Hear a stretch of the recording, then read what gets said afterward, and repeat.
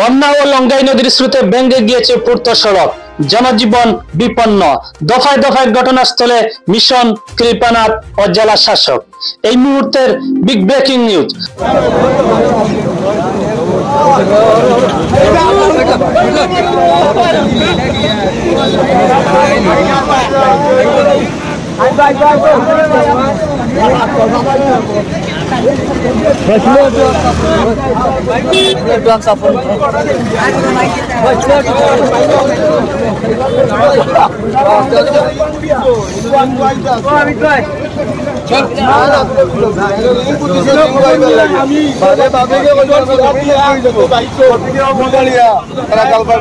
কিন্তু যার ফিলিংটা বইয়া 260 গভীর এই পানিতে আইয়া দেখুন অনেক কমছে, আস্তে আস্তে উঠা শুরু করছে।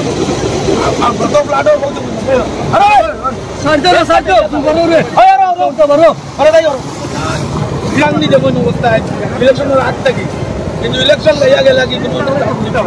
ভারী বৃষ্টিপাত ও লঙ্গাই নদীর জলের স্রোতে বৃহস্পতিবার ভেঙে গিয়েছে উত্তর করিমগঞ্জের ফকিরবাজার নীলামবাজার পূর্ত সড়কের যাত্রার একটি অংশ।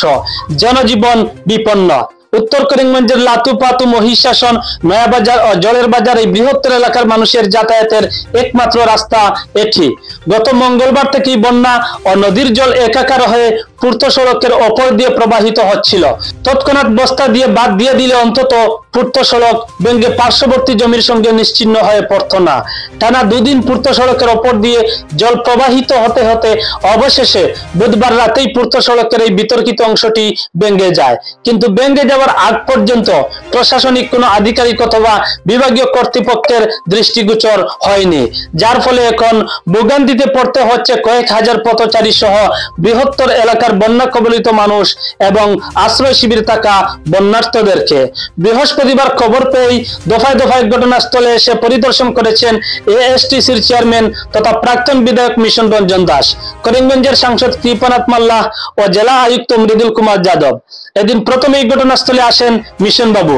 তিনি এই ভয়াবহ অবস্থা দেখে জেলা আয়ুক্তের সঙ্গে ফোনে কথা বলেন এবং অস্থায়ীভাবে হলেও মানুষের যাতায়াতের উপযোগী করে দিতে জেলা আয়ুক্তের দৃষ্টি আকর্ষণ করেন। কিছুক্ষণ পরে ঘটনাস্থলে এসে পরিস্থিতি খতিয়ে দেখেন জেলা আয়ুক্ত মৃদুল কুমার যাদব ও সাংসদ কৃপানাথ মাল্লা। জেলা আয়ুক্ত শীঘ্রই যাতায়াতের ব্যবস্থা করে দেবেন বলে আশ্বস্ত করেছেন। এদিকে পূর্ত সড়কের ভেঙে যাওয়া অংশ পরিদর্শন শেষে পার্শ্ববর্তী একে আজাদ হাই স্কুলের আশ্রয় শিবিরে এসে বন্যার্থদের খোঁজখবর নেন মিশন রঞ্জন দাস, সাংসদ কৃপানাথ মাল্লা ও জেলা আয়ুক্ত Mridul Kumar Yadav. Bureau report, Barak 10 TV Bangla. তো লঙ্গাই নদীর জল পিডব্লিউডি রাস্তার উপর দিয়ে যেতে যেতে গিয়ে এক সময় জায়গাটা ভেঙে নিয়েছে। আমি এখনই এখান থেকে ফিরে ডিসির সঙ্গে গিয়ে দেখা করব আর ওনাকে বলবো এবং পিডব্লিউডি ইঞ্জিনিয়ারকেও বলবো, দুজনকেই বলবো যাতে এটা